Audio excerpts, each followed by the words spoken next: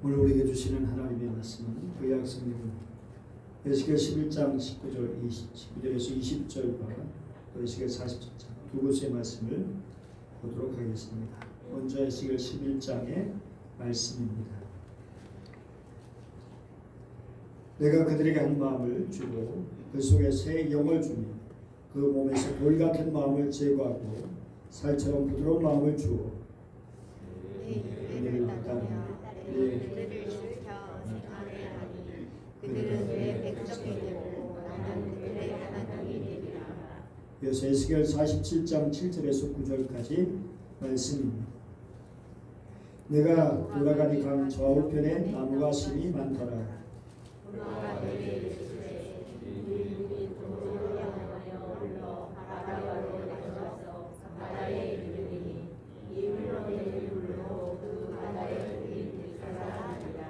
이 강물이 이르는 곳마다 번성하는 모든 생물이 살고 또 고기가 심이 많으리니 이 물이 흘러 들어가므로 바닷물이 되에 살아나겠고 이 강이 이르는 각처에 모든 것이 살 것이니라. 아멘. 주일부터 환경 주일로 지킵니다. 성령께서 임하실 때 살림의 역사가 있습니다. 몇 년 전에 영국 신문 가디언은 기후 변화라는 용어보다 기후 위기 또는 기후 붕괴라는 용어를 사용하기로 결정했다고 보도했습니다. 너무도 말할 것도 없이 기후 위기의 징후는 도처에서 나타나고 있는 것을 볼 수 있습니다. 폭염과 한파가 이전과는 비교할 수 없을 정도로 증가했고 산불 말할 것도 없습니다. 고농도 미세먼지가 우리 삶을 괴롭히고 있습니다. 푸른 하늘을 보고 맑은 공기를 마시게 되면 마치 선물을 받은 것처럼 느껴지기도 합니다. 그만큼 우리 하늘이 흐려져 있다는 말이죠. 물 부족 사태가 벌어지고 국경을 넘나드는 전염병이 우리 삶을 위협하고 있습니다. 특별히 인간의 편리를 위해서 생산된 플라스틱이 우리의 삶을 위협하고 있습니다. 그래서 올해 환경날 주제가 플라스틱 오염 종식입니다. 요즘 미세 플라스틱은 바다 생물들의 대량 폐사를 일으키고 있습니다. 2022년 기준 연간 전 세계 플라스틱 생산량은 약 4억 톤으로 1950년대 200만 톤보다 엄청 증가했습니다. 2022년 생산된 플라스틱 중 재활용 플라스틱 원료로 사용된 것은 전체의 9.5%에 불과했습니다. 또한 2022년 약 2억 6,768만 톤의 플라스틱 폐기물이 발생했습니다. 그 가운데 많은 것들이 사용되고 매립되거나 방치되고 일부는 소각됩니다. 그 가운데 매년 약 800만 톤에서 1200만 톤 바다로 유입되고 있고 바다에 떠다니는 플라스틱 양은 무려 5조 톤이나 된다고 합니다. 그러니 고래, 거북이를 비롯한 바다 생물들이 플라스틱을 먹이로 착각해서 삼켰다가 죽는 일들이 수없이 발생하고 있습니다. 앞에 화면을 이렇게 보시면 이탈리아 해변에서 발견된 새끼 향유 고래를 볼 수 있습니다. 환경보호단체 그린피스에서 이 고래 부곡을 진행했는데 그 뱃속에서 놀랍게도 보이는 것 같은 것들이 차 있었다는 것입니다. 비닐봉지라든지 플라스틱 쓰레기 같은 것이 가득 차 있었다는 것입니다. 관계자들은 새끼 향유고래가 비닐봉지를 오징어로 착각해서 삼켰을 것으로 봤습니다. 물속에서 오징어 외에도 비닐봉지가 뒤엉켜서 덩어리째 발견됐기 때문입니다. 그런데 먹이인 줄 알고 비닐봉지가 소화가 되지 않으니까 사냥하지 않고 그러다가 결국 굶어 죽은 것으로 내다보았습니다. 부끄럽게도 우리나라에서 발생되는 쓰레기 일부가 가난한 나라에 몰래 수출되기도 합니다. 차마 해서는 안 될 일을 저지르고 있습니다. 인간의 생활의 편리에 쓰다가 버린 플라스틱 쓰레기, 그것이 바다 동물들에게는 독이 되고 그래서 플라스틱 사용량을 줄여야 한다는 목소리에 힘을 실고 있습니다. 이런 문제를 해결할 수 있는 국제적인 정책 변화가 필요하죠. 하나님을 창조주로 고백하고 있는 우리 크리스찬들은 정치인들에게 온실 감축에 노력할 것을 요구해야 하는 것입니다. 그래도 다행히 새로운 정부가 이게 많이 신경을 쓰려고 하는 것을 볼 수 있지만 어쨌든 우리들이 생태계의 건강함을 회복하는 일, 그것을 이제 정치인들에게 요구하고 또 우리 자신들이 또 실천할 일이 필요합니다. 나의 편리함이 간접적으로나마 다른 이들이나 피조물의 생존을 위협한다면 기꺼이 정말 이렇게 불편을 감수할 수 있어야 할 것입니다. 그래야 우리는 인간답게 하나님의 자녀답게 산다고 말할 수 있을 겁니다. 물론 자취생활 하다 보면 우리 마트에 가서 햇반이나 주된 음식을 사다가 먹기 쉽습니다. 그러나 아주 소수이지만 환경을 생각하는 그런 사람들은 플라스틱을 사용하지 않으려고 직접 집에서 해먹고 있기도 합니다. 정말 이런 작은 실천이 생태계 환경 문제의 궁극적인 해결책이 될 수는 없죠. 그러나 보다 많은 사람들이 건강 부담감을 가지고 산다면 가능성이 아주 없는 것도 아닙니다. 우리는 어떤 일을 할 수 있기 때문에 하는 것이 아니라 해야 하기 때문에 해야 하는 일이기 때문에 해야 하는 것이죠. 효과적이기 때문에 하는 것이 아니라 옳게 해야 하는 것이죠. 신앙생활은 계산이 아니라 모험입니다. 누가 뭐래든 주님이 우리를 부르신 그 자리로 나가면서도 때로는 어려움도 있고 힘든 것도 있지만 불편도 있지만 그러나 그런 가운데 주님의 자녀로 살아가는 행복을 느낄 수 있는 그런 사람들, 참으로 복된 사람입니다. 우리는 당연히 하나님을 어떻게 고백합니까?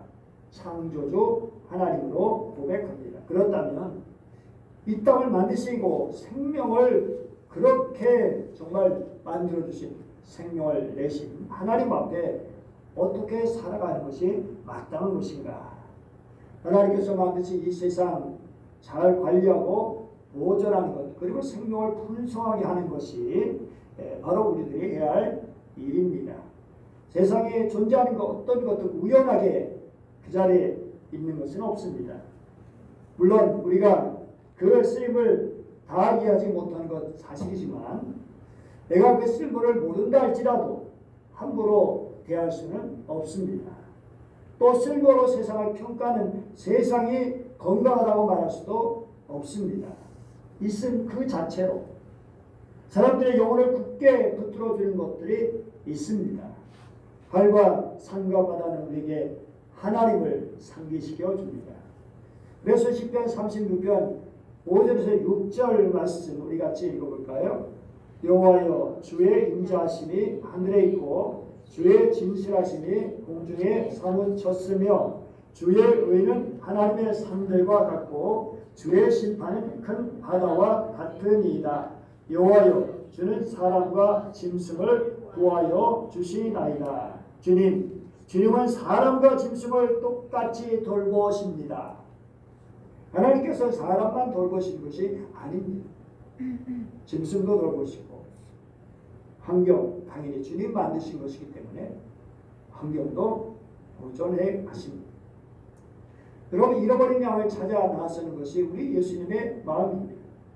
그렇다면 오늘 우리 교회는 무엇을 잃어버렸을까요? 여러 가지 많겠지만 무엇보다 하나님께서 창조하신 세상에 대한 감탄의 마음을 잃어버린 것은 아닐까요? 정말 하나님께서 만든 세상 주님께서 뭐라고 하셨죠?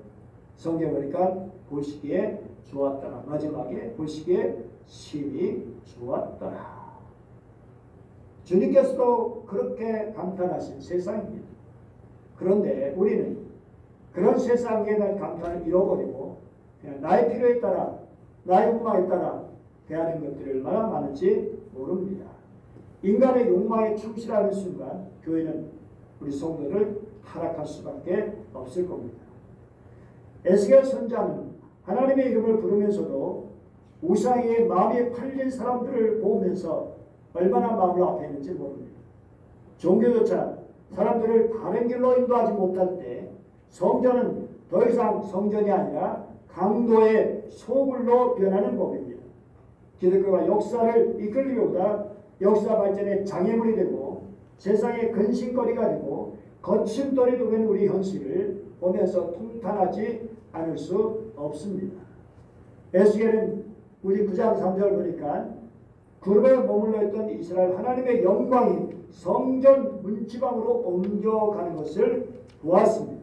그리고 11장 23절 보니까 여호와의 영광이 성읍 가운데서 올라가 성읍 동쪽 산에 머무르고 아예 성전뿐만 아니라 예루살렘에서 떠나시고 감당산에 머무셨다가 아예 이스라엘 떠나신 하나님의 영광을 보게 되었습니다. 그리고 그 뒤에 이스라엘 예루살렘은 어떤 모습이었는지 정말 말할 필요가 없을 것입니다. 사랑하는 여러분, 하나님의 영광에 떠난 성전, 더 이상 성전일 수가 없었습니다. 정신이 무너지고 형에만 남은 성전은 찌따만 건물처럼 스산하기 이를 때 없을 겁니다. 오늘 세상에 추문거리에 변한 한국교회가 그런 것은 아닌지 아프게 되묻지 않을 수 없습니다. 그러나 하나님의 사랑은 끈질깁니다. 우리가 사랑받을 만하기에 사랑하시는 것이 아니라 우리 속에 사랑을 심으시고 사랑해 주십니다. 지금은 시련의 시간을 보내는 백성들을 버리지 아니하시고 긍휼히 여기셨습니다. 죄를 인해 세상에 도처에 터진 백성들을 다시 모으고 그들에게 회개의 영을 주시고 그들 속에 일치된 마음과 새로운 영을 심어 주십니다. 에스겔 11장 19, 20절 같이 읽어볼까요? 내가 그들에게 한 마음을 주고 그 속에 새 영을 주며 그 몸에서 돌 같은 마음을 제거하고 살처럼 부드러운 마음을 주어 내 율례를 따르며 내 규례를 지켜 행하게 하리니 그들은 내 백성이 되고 나는 그들의 하나님이 되리라. 일치한 마음을 주신다. 굳은 마음을 제거해 주신다. 그리고 부드러운 마음을 주시고 말씀대로 지켜 행하는, 정말 말씀을 삼아는 그런 심령이 되게 하신다. 이제는 하나님을 사모하고 주의 길을 걸어가는 사람들이 되게 하신다는 것입니다. 하나님의 영이 성령께서 역사하시는 곳에 새로운 삶이 시작됩니다. 하나님의 성령께서는 일으켜 세워주시는 능력이십니다. 에스겔은 마른 뼈만 버석거리던 계곡에 하나님의 생기가 불어오자 뼈들이 일어나서 하나의 군대가 되는 것을 보았습니다. 다음 그림들이 그런 것을 보여주고 있습니다. 욕망의 전장에서 경쟁하게 여념없던 이들이 서로를 긍휼히 여기기 시작하고 다른 이들의 아픔에 깊이 공감하는 사람들이 되는 것도 일종의 부활의 경험이라고 할 수 있습니다. 하나님의 영은 사람과 사람 사이를 갈라놓는 장벽들을 무너뜨리는 강력한 힘이 있습니다. 성령을 이 마음에 예수님의 마음과 접속시켜 줍니다. 성령 충만한 사람은 예수님의 마음으로 이웃을 대하게 됩니다. 우리 사회의 절실한 것이 바로 이 마음입니다. 우리 마음에 깨끗이 비워지면 하나님의 장한 그림이 절실하게 되면 하나님은 우리 곁에 다가오실 겁니다. 하나님을 경외하는 마음이 사람 속에 있을 때 땅은 나라 민족을 새로워질 것입니다. 에스겔은 정화 시간이 지난 후에 주님의 영광이 다시 돌아와서 성전을 가득 채우는 것을 보았습니다. 하나님의 영광에 가득 찬 모습이 얼마나 벅찼을까요? 하나님의 영광이 떠났을 때 그 아픔께로, 그런데 다시 하나님의 영광이 돌아왔을 때 그 모습, 비록 환상 중이지만 보게 됐을 때 얼마나 벅찬 마음이었을까요? 그러면서 성전 문지방 밑에서 물이 솟아나오는 것을 보았습니다. 그 물이 동쪽으로 흐르다가 성전 오른쪽 밑으로 흘러내려와서 제단 남쪽으로 지나갑니다. 그 물은 처음엔 쫄쫄쫄 솟아나는 것 같았지만 흐르고 흘러 마침내는 큰 강을 이루었습니다. 우리가 풍족한 강 좌우편에 많은 나무가 자라고 있었습니다. 에스겔은 그 물이 흘러 바다로 들어가면 죽은 물이 살아날 것이고 그 강물이 흘러가는 모든 곳에 온갖 생물이 번성하게 될 것이라는 말씀을 듣게 됩니다. 살아가는 살림의 역사, 성령의 역사는, 하나님의 역사는 이렇게 살아가는 역사, 살리는 역사입니다. 우리의 심령을 살리고 환경을 살리고, 그런데 우리가 주님께로 돌아오지 않으니까, 주님의 말씀을 붙들지 않고 성령을 지하지 않고 내 욕심만 붙들고 살아가니까 환경은 점점 망가지고 오염되고 황폐되고 있는 것입니다. 성전에서 솟아나는 물 이야기는 우리에게 희망은 아주 작은 데서부터 시작된다는 것을 보여줍니다. 하나님의 마음으로부터 솟아나는 물은 가뭄에도 끊이지 않고 흐릅니다. 그물은 처음에는 보잘것없어 보이지만 결코 큰 감을 이루게 됩니다. 우리가 할 수 있는 일 아주 작죠. 우리가 뭐 한다고 우리가 환경을 보존하기 위해서 우리가 하는 일들 그야말로 미미하죠. 일회용품 잘 쓰지 않고 플라스틱 잘 쓰지 않고 뿐만 아니라 재활용을 잘하고 분리수거를 잘하고 이런 것들이 뭐 작게 보이는 그런 일일 수 있죠. 그러나 우리가 생명의 원체신 하나님과 접속되어 있다면 작은 시작을 부끄러울 수 없습니다. 자랑스러운 일입니다. 소중한 일입니다. 별 하나 희미하죠. 그러나 그 별들이 모여서 성단을 이룰 때 오는 밤하늘을 찬란하게 밝히는 법입니다. 성령 충만함 속에 살아가는 이들의 작은 헌신과 사랑은 솟구치는 샘물이 되어 이 척박한 땅을 흐르다가 마침내 강물을 이룰 것이고, 이 강물이 닿는 곳마다 생명의 되살아나는 역사가 나타날 것입니다. 우리는 희망 속에 살아가는 사람들입니다. 꿈꾸는 자들입니다. 하나님의 백성들은 꿈꾸는 자입니다. 어두운 현실 속에서 빛을 바라보는 사람들입니다. 희망을 갖는 사람들입니다. 문제가 아무리 우리가 대단해서 거기에 압도될 수 있어도, 그러나 믿음의 사람들 거기에 압도되지 않고 그것을 넘어서 새로운 역사를 바라봅니다. 우리가 할 수 있는 일들 하나씩 작은 것이라도 실천해 나갑니다. 주님 주시는 용기와 희망이 우리 삶에 임하기를 간절히 축복합니다. 그러면 이제 우리는 외적 환경 너무나 중요하지만 신앙인들의 내적 환경 어떠한지 살펴볼 수 있어야 할 것입니다. 인간은 자기가 태어나서 성장한 환경의 선물입니다. 자기가 태어난 고향, 먹고 마신 음식, 그곳의 생활과 문화들이 우리 사고와 인격을 형성하는 보금자리가 됩니다. 장성한 후에도 인간은 자기 삶의 주변 환경에 끊임없이 영향을 받으며 생활 형태가 형성됩니다. 그러므로 우리 크리스천들은 자신이 어떤 환경에 있는가를 주의 깊게 살펴볼 수 있어야 합니다. 하나님께서 이스라엘 백성을 애굽에서 이끌어내어 가나안 땅으로 인도하실 때에 엄하게 명하신 것이 있습니다. 신명기 말씀을 보면 헷조서부터 시작해서 염소 족속까지 7 족속을 언급하시면서 그들을 쫓아내실 때에 하나님께서 정월에게 그들에게 하나님 백성들에게 넘겨줄 텐데 그때 너는 그들을 진멸할 것이라고 말씀하고 있습니다. 그 이유는 가나안 땅 백성들 우상이 심하고 음란했기 때문에 더 이상 이제는 놓아둘 수 없는 지경에 이르렀기 때문에 그래서 이스라엘 백성이 그 땅에 들어가 살면 별거리 없이 그 환경에 물들어 하나님을 저버리고 타락한 생활을 하게 될 것을 막으시기 위해서 하나님께서는 먼저 환경을 정화하라 라고 말씀하신 것입니다. 하지만 가나안 땅에 들어간 이스라엘 백성들 어느 정도까지 멸하고서는 타협해서 함께 살아갔습니다. 그 결과 하나님의 경고대로 가나안의 분위기와 환경에 물들어 버리고 말았습니다.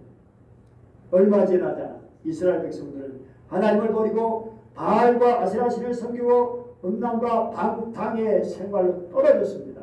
그 결과 하나님의 진노로 이스라엘 백성들은 장악한 아수르와 바벨론의 손에 붙잡혀서 그들에게 끌려가고 그들에게 망하게 되었습니다. 처참한 고통을 겪게 된 것입니다.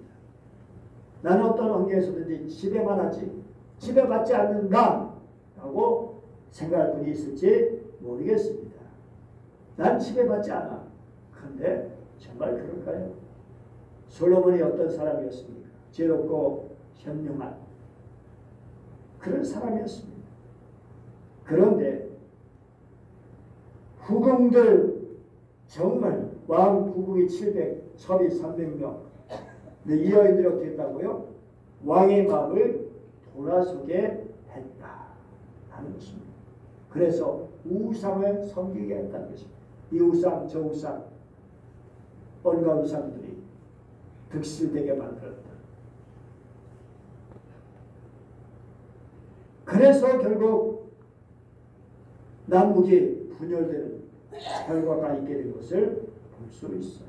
그래서 우리는 어떤 환경에서 살아야 하는가를 잘 여기고 있습니다. 물론 어떤 분은 환경보다 선택이 중요하다. 환경 속에서 바른 선택하는 게 중요하다고 말하기도 합니다. 맞습니다. 우리는 환경 속에서 정말 바른 선택해야 할 것입니다. 그러나 우리는 가능한 잘못된 환경을 만들어서는 안 될 겁니다. 예수님께서 택하신 제자들 모두가 그 땅에서 천대받는 사람들이었습니다. 어머나 세리도 없고 배움도 없고 사회적 배경도 없는 그야말로 평범한 평범 이하의 사람들이었습니다. 주님께서 그들을 데리고 3년 반 동안 함께 잡수시고 주무시고 생활하시고 그러면서 친히 가르치시고 함께 전도하시고 별로 보잘것없는 이들이 예수님과 함께 생활하면서 주님의 분위기 속에서 점차 그들은 마침내 위대한 인물로 변화되는 것을 볼 수 있어요. 정말 한심하고 시절한 모습도 보이기도 했지만 부끄러운 모습 보이기도 했지만 그러나 마침내 주님부터 훈련받고 성령의 역사하심으로 그런 위대한 사람들이 되어서서 그래서 사람들이 깜짝 놀라게 되는 아니 저 사람들은 어루가니냐 무식한 사람들이 아니냐 학문 없는 범인이 아니냐 그런데 어떻게 저런 일을 하느냐 라고 하는 간탄을 이렇게 받게 되는 그런 이들이 사도행전을 보면 나타나게 되는 것을 볼 수 있습니다. 사람들은 저들이 예수님과 함께 있었기 때문에 성령의 그들 임하셨기 때문에 그들이 변화되었다는 사실을 인정하게 되었습니다. 그리스도의 분위기, 주님과 함께 있는 환경, 성령의 인도하심에 따라 살아가는 그런 환경, 그것이 바로 평범한 사람들, 아니 평범보다 더 이하의 사람들, 그렇게 위대한 사람들로 변화시켰던 것입니다. 그러므로 우리는 날마다 주님을 가까이 할 것입니다. 말씀을 가까이 해야 할 것입니다. 히브리서 3장 또는 12절에서 어떤 말씀이 있습니까? 예수를 어떻게 해요? 깊이 생각하라. 예수를 바라보라. 라고 말씀하고 있습니다. 예수를 깊이 생각하시고 예수를 바라보고 그럴 때 우리 마음과 영혼이 새로워져서 더욱 정결하고 정직하고 진실한 믿음의 사람으로 살아갈 수 있을 것입니다. 여러분 베드로 조그만 계집아이 앞에서 예수를 모른다고 3번씩이나 부인하고 그리고 겁이 나가죠. 뭐라고 했어요? 마가복음 14장 말씀 보니까 저주하고 맹세하여 나는 너희가 말하는 이 사람을 알지 못한다. 저주하고 맹세까지 했습니다. 참 기가 막힌 일이 아닐 수 없죠. 예수님과 함께 있을 때 그렇게 능력을 행하는 베드로였지만 그 환경을 벗어나자마자 이렇게 나약하고 비열한 존재가 되기도 했습니다. 사랑해요. 그런데 성령께서 임하시고 정말 오순절에 성령의 능력을 경험한 뒤에 그들은 그 성령의 환경에 사로잡히니까 능력 있는 지도자, 능력 있는 말씀 증거자, 능력 있는 전도자가 된 것을 볼 수 있어요. 한번 그래서 외치니까 3,000명의 위치를 얘기합니다. 또 4장에 보면 5,000명이 돌아온 역사를 볼 수 있습니다. 하나님의 기사와 이적이 그들의 줄들이 따라 죽음조차 두려워하지 않고 목숨 바쳐 예수 그리스도를 주라 증가하여 저들의 세대 이후에 전 유럽을 복음으로 변화시키게 되었습니다. 사랑하는 여러분, 우리 속에 부정적인 요소를 청산해야 됩니다. 불안과 초조, 절망과 의심, 두려움 등을 성령의 능력으로 쫓아내야 합니다. 그리고 말씀으로 채워야 됩니다. 주님의 은혜와 주님의 사랑으로 주의 능력으로 채워야 합니다. 우리의 진정한 위기는 무엇인가요? 빵과 물이 없어진 것이 아닙니다. 영적 길은 아모스에 말씀한 것처럼 물이 없어 가라면 양식이 없어 주림이 아니다. 무엇 때문에? 하나님의 말씀을 듣지 못한 기간이다 라고 말씀하고 있습니다. 하나님의 말씀에 들리지 않고 하나님의 성령의 임재를 느끼지 못한다면 그야말로 영적 기근입니다. 아무리 많은 것을 비축해도 주님과 관계가 끊어진다면 우리는 주님 앞에 설 수가 없습니다. 이번에 10장 25절 말씀입니다. 같이 읽어볼까요? 시작. 모이기를 피하는 어떤 사람들의 습관과 같이 하지 말고 오직 권하여 그날의 가까움을 볼수록 더 그리하자. 히브리서 서신 시대의 사람들의 모습들, 오늘 우리의 모습입니다. 점점 모이기가 정말 이제는 힘든 그런 세상이 되었습니다. 너무나 바쁜 현실 속에서, 너무나 자기들 할 일이 많은 세상 속에서. 그런데 모이를 힘쓰라 라고 말씀하고 있습니다. 그러면서 마태복음 18장 20절 같이 읽을까요? 두세 사람이 내 이름으로 모인 곳에는 나도 그들 중에 있느니라. 그러니 두세 사람이 아니라 세네 사람, 10사람, 100사람 모인 곳에, 정말 주님의 이름으로 모인 곳에 주님이 함께할 때 어떤 공동체가 될 것이겠습니까? 사랑하는 우리는 우리 주님 우리 함께 하심을 믿고 그 주님을 위하여 살아갈 수 있어야 할 것입니다. 뿐만 아니라 우리는 날마다 불신적인 세속적 환경을 피해야 됩니다. 세속인 친구들 모임, 술, 담배, 도박, 세상 잡담는 거칠게 몰아치는 세속의 분위기로 꽉 차있는 그런 곳에서 같이 어울려서 희희낙낙하다 보면 결국 세상에 우리 심령이 꽉 차게 됩니다. 우리는 갈 바를 알지 못하는 인생이 될 수가 있는 것입니다. 물론 그런 가운데서도 정말 주님처럼 그들을 변화시킬 수 있다면 얼마나 귀한 것일까요? 그러나 그것은 쉬운 일 아니죠. 우리가 성령의 능력으로 충만하지 않는다면 정말 오히려 우리가 당할 수 있습니다.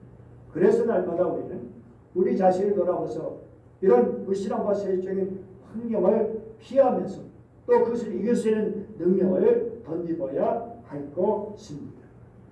하나님의 성령과 원수마귀는 분위기를 만드는 전쟁을 하고 있습니다. 사단은 당연히 사단의 분위기를 만들어서 사람들을 그 속에 몰아넣으려고 하고 있습니다. 성령은 성령의 분위기를 만들어서 그 속으로 이끌어 가시려고 합니다. 어느 분위기에 살아가야 될까요? 참 정말 우리 교회가 어떤 분위기가 되어야 될까요? 우리가 모여서 우리의 모임이 어떤 모임일까요? 사단이 주관하는 모임입니까? 아니면 주님이 성령께서 이끄시는 성령께서 뜻이는 모임입니까? 우리의 말이 우리의 언어가 어떤 말입니까? 공동체를 세우는 말입니까? 아니면 공동체를 허무는 말입니까? 하나님께서 기뻐하지 않는 별소리, 헛소리, 공동체를 허무는 소리, 비난하고 험담하는 소리, 그런 모임을 만들어서는 안 될 겁니다. 또 잔소리, 잡소리, 개소리, 심지어 쌍소리, 허튼 소리를 삼가해야 할 것입니다. 내 마음의 환경을 돌아보면서 나의 환경은 어떠한 것인가? 성령이 내 마음을 주장해 주시옵소서. 내 안에 계신 성령이 온전히 주님을 의지하며 살아가게 하여 주시옵소서. 성령을 인정하며 사모하며 성령의 인도하심에 따라 살게 하여 주옵소서. 이 나라 민족과 한국교회가 전 세계가 성령의 인도하심으로 살아나고 회복되고 그리고 은혜가 넘치는 공동체가 되기를 축복합니다. 기도하겠습니다. 은혜로우신 하나님 아버지 감사드립니다. 오늘도 저를 사랑해 주시고 말씀을 묵상할 수 있게 해주시니 감사드립니다. 하나님 아버지 주님 우리의 외적 환경들 이 지구 환경들 너무나 참담하고 어떤 일들이 계속 전개될지 두렵기도 합니다. 하나님 이러한 현실 속에서 우리 크리스찬들이 어떻게 해야 할지 하나님 아버지 다름이 아니라 주님께서 만드신 세상인데 주님께서 만드신 그 정말 모든 환경인데 주님의 자녀로서 그 환경을 잘 지켜갈 수 있도록 우리가 할 수 있는 작은 일이라도 할 수 있도록 힘과 용기와 지혜를 더하여 주시옵소서. 또한 우리의 교회 환경, 가정 환경 그리고 우리 각자 내적 환경을 잘 지켜갈 수 있도록 도와주옵소서. 헛된 환경, 정말 잘못된 원수마귀가 좋아하는 그런 환경을 만들지 않게 해주시고 성령의 분위기에 따라서 그렇게 아름답게 진행되는 그런 심령들, 그런 가정이 교회가 되게 하여 주시옵소서. 간절히 원하며 날마다 우리와 함께 하시는 우리를 살리시고 아름다운 환경을 만들어 가시는 성령님 주님을 의지하며 주 예수님의 이름으로 기도드립니다. 아멘.